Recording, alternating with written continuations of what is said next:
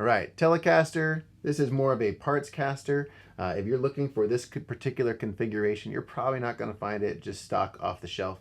This is actually, it's not actually a Fender guitar. It has a Fender neck, but one of my students actually built it for me and gave it to me, and hence the reason why I've named her Jane, because it means gift.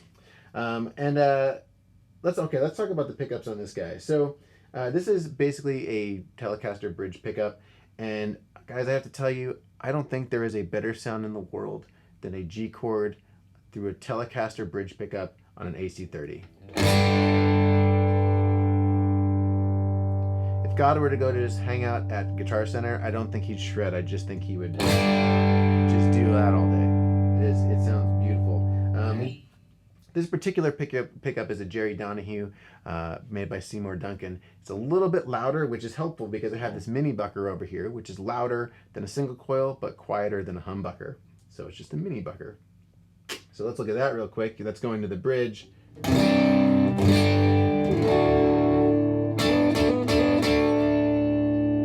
Love that one because it's a little bit thicker, has a little bit more sustain on it, more like a humbucker, but yet still is bright enough to stand out, but it can still kind of act like a humbucker.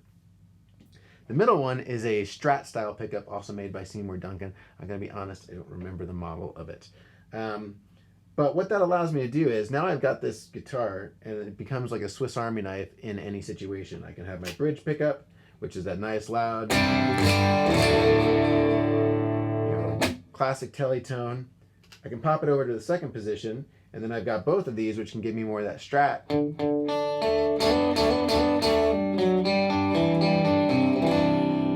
Quacky, not as quacky as a Strat, but still pretty quacky.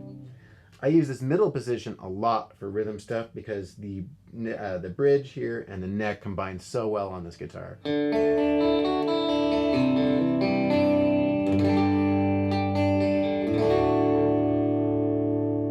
Likewise, going to that second position, it kind of gives you that Hendrixy tone, but it's a little bit thicker.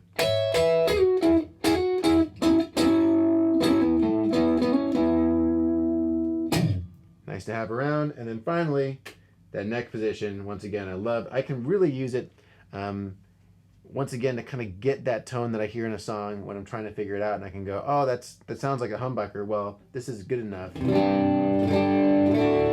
back the tone a little bit to warm it up, but it still will stand out above the mix.